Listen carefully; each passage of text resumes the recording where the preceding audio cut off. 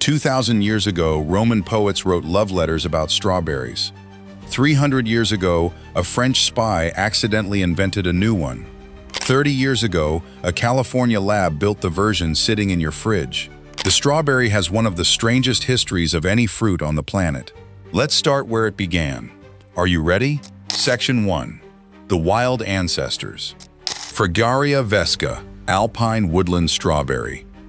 The strawberry Roman poets wrote about was smaller than your fingernail, and 2,000 years later, it's still growing wild in the same European forests.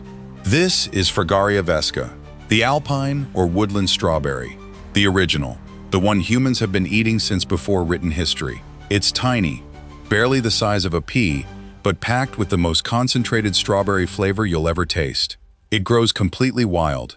The plant spreads through runners along the forest floor, producing small white flowers that ripen into intensely fragrant red berries by early summer. Foragers still hunt them across Europe and North America today. The Romans didn't even name it for its taste. They called it fragum, meaning fragrance, because the smell alone stopped people in their tracks. Virgil wrote about them in his poetry, warning children to watch for snakes hiding in the leaves. Medieval monks believed they were sacred, symbolizing the Holy Trinity. But this next wild strawberry crossed an entire ocean to reach European kings. Fragaria virginiana, Virginia strawberry. Imagine sailing across the Atlantic in 1534, expecting empty wilderness, and finding fields of wild strawberries stretching to the horizon. That's what happened to Jacques Cartier when he landed in what's now Canada. His men wrote in their journals that the strawberries were so thick they stained their boots red just walking through the meadows. This is Fragaria virginiana, the Virginia or scarlet strawberry, native to North America. It's small, deep red, and delivers a flavor so intense that one berry punches harder than 10 grocery store strawberries combined. Native tribes had eaten them for centuries, drying them into cakes for winter. The plant thrives in open meadows and forest edges, spreading aggressively through runners. Do you know Cartier sent samples of it back to King Francis I of France? Within decades, wealthy Europeans were paying gardeners fortunes to grow them. A wild American berry became French royalty's obsession. But even this berry couldn't match what Europeans grew before it arrived. Fragaria moscata, musk hautbois. What if the greatest tasting strawberry in history was the one Europeans forgot about? Meet Fragaria moscata, the musk strawberry, also called the hautbois. Before the modern strawberry existed, this was Europe's obsession for over 200 years. It tastes like a combination of raspberry, pineapple, honey, and floral notes. Chefs call it the most complex strawberry flavor ever grown. The plant is unusual. Male and female flowers grow on separate plants. You need both to get any fruit. In the 1600s, French and German gardeners grew it in walled monastery gardens like a treasure. King Louis XIV had entire beds planted at Versailles. Then in the 1800s, larger commercial strawberries arrived, and the musk was abandoned almost overnight. It nearly went extinct twice in the last century. Today, only a few French monasteries and heritage gardens keep it alive, mostly for chefs willing to pay premium prices. But this next strawberry was hiding on the other side of the world entirely. Fragaria chiloensis, Chilean beach strawberry. On the coast of southern Chile, the Mapuche people were farming white strawberries 1,000 years before Europeans knew they existed. This is Fragaria chiloensis, the Chilean or beach strawberry. It's surprisingly massive compared to the wild European varieties, with pale white or pinkish flesh and a subtle honey melon flavor. The Mapuche called it the Kelengoy. The plant is genuinely tough. It grows in sandy beach soil, tolerates ocean spray, and survives cold winds through its thick and waxy leaves. Then came the accident that changed everything. And that accident deserves its own chapter. Coming up next, Section 2, the modern strawberry. The modern strawberry, the big red heart-shaped fruit we see in every grocery store on Earth, is a species called Fragaria times ananassa. That little times is the scientific shorthand for hybrid. This strawberry was created, accidentally, in Brest, France, in the 1720s.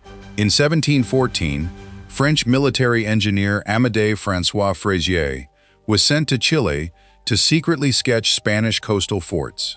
There, he noticed the Mapuche people cultivating enormous white strawberries. So he smuggled 5 plants back to France. What he didn't know, strawberries have male and female plants. He'd only taken females. For 50 years, they refused to produce fruit in Europe, until one accidentally cross-pollinated with a Virginia strawberry nearby and created the ancestor of every grocery store strawberry today. And the pineapple strawberry was born. Now, we have talked about our favorite type of strawberries. It's time to know about the commercial side. Section 3. The commercial Camarosa. Between 1995 and 2010, nearly half of every strawberry sold in America came from a single genetic variety. One variety, out of literally hundreds. That variety is called Camarosa, and for over a decade it was the king of the commercial strawberry world. Camarosa is a large, deep red, cone-shaped berry bred for industrial-scale production. It's firm, ships incredibly well, and produces massive yields per acre. It was developed at the University of California, Davis in 1993 when plant breeders crossed 2 earlier UC varieties, and they absolutely nailed it. At its peak, Camarosa made up nearly 40% of California's entire strawberry crop, and California grows about 90% of America's strawberries. Do the math. For years, nearly half of every strawberry eaten in America was genetically identical. Farmers loved it because it was reliable. Grocery stores loved it because it survived cross-country shipping. But Camarosa had one weakness, and its replacement was built specifically to fix it. Albion. Here's the strawberry problem no one talks about. The further your berry has to travel, the less it tastes like anything. By the mid-2000s, growers wanted something better. That something was Albion, released by UC Davis in 2004, and now one of the most planted strawberries on the planet. Albion fruits multiple times a year. The berries are conical, uniformly sized, and almost cartoonishly perfect. It was created through years of selective crossbreeding, with one goal: extending shelf life. Growers wanted a berry that could sit on a supermarket shelf for a week and still look and hold its shape. Albion delivered exactly that. Taste testers consistently rank Albion as less flavorful than older varieties. But it wins on pure logistics. Which brings us to a variety that solved a completely different problem: surviving winter. Honeyway. Anyone growing strawberries in the northeastern United States has one problem. The ground freezes solid for months. Most commercial varieties simply die. So how do upstate New York and Ontario growers still produce strawberries every June? One word: Honeyway. Honeyway is a cold, hardy, June-bearing variety named after a small town and lake in western New York. It was developed at Cornell University in 1979, specifically to survive brutal northeastern winters up to -20 degrees Fahrenheit.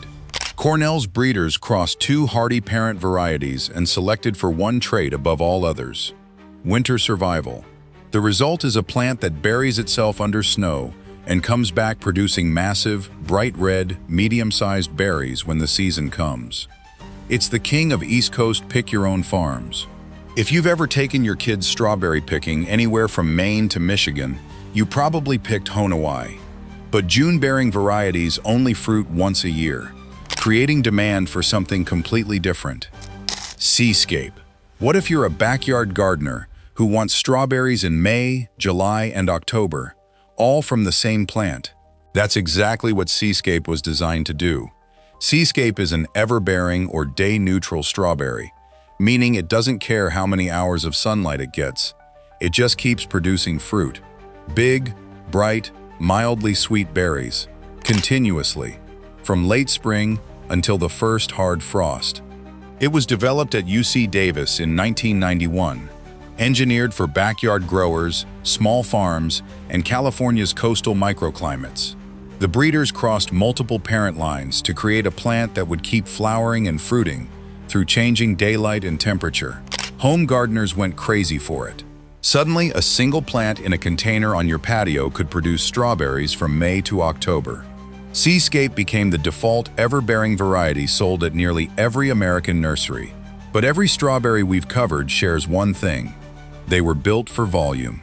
What if a country decided flavor mattered more? Section 4. The European Heirlooms Gariguette. There's something strange about French strawberries. The most famous one in the country is available for just 6 weeks a year, and Parisians line up for it like it's a rock concert.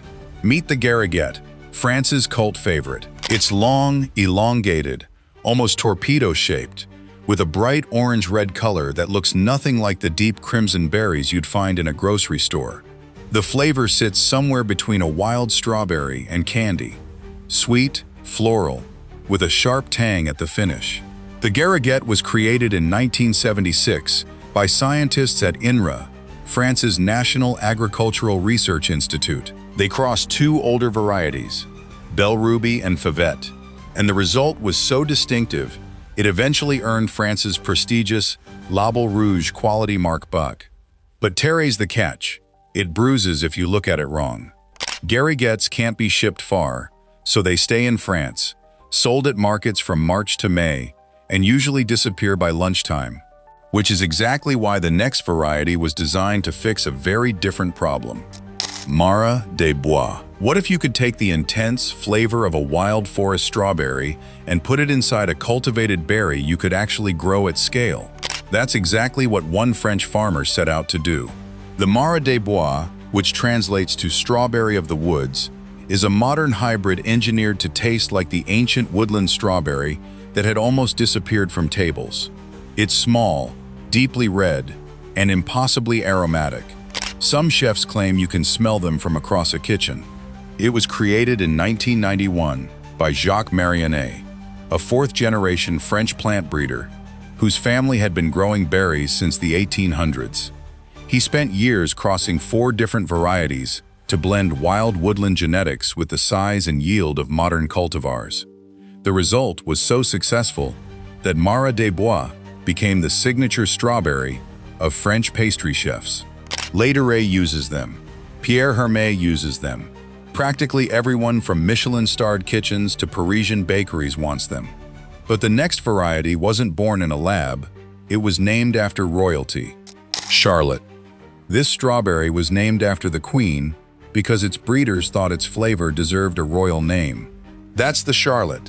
The Charlotte is a modern French strawberry variety with a small, heart-shaped body, glossy red skin, and an intensely sweet, almost candy-like flavor that makes it a favorite for eating fresh, right off the plant. It was developed in France in the early 2000s by the same Marionnet family behind Mara des Bois. The name pays tribute to Queen Charlotte of Mecklenburg-Strelitz, the German-born wife of King George III of Britain. She's also the same Charlotte the classic French dessert, Charlotte aux fraises, was named after, back in the 18th century. So this little berry carries 2 royal shadows at once, a queen and her pastry. It also produces fruit from spring all the way through autumn. But the next strawberry isn't just royalty adjacent. It's actually served to real royalty every single summer at Wimbledon. Cambridge favorite. Every summer, tennis fans at Wimbledon eat 28 tons of strawberries in just 2 weeks, and they're almost always the same variety. It's called the Cambridge favorite. The Cambridge favorite is a British-bred strawberry with bright red skin, firm flesh, and a balanced sweet-tart flavor that holds up beautifully when paired with cream. It was developed in 1947 at Cambridge University by a plant breeder named D. Boys. He spent years crossing varieties to create something that could survive the notoriously unreliable British weather. Wimbledon has been serving strawberries and cream since 1877. The very first tournament ever held. But Cambridge favorite became the official berry in 1970, and it's held that crown for over 50 years. Every morning, workers pick the berries at 4 a.m. in Kent, drive them to London, and have them on plates by lunchtime. Around 200,000 servings are sold in 2 weeks. Fans love it because it tastes like British summer. Honestly, history is wild. Now tell me in the comments, which one are you actually trying? The pineberry, the Mara des Bois, or the Cambridge favorite? I'll wait.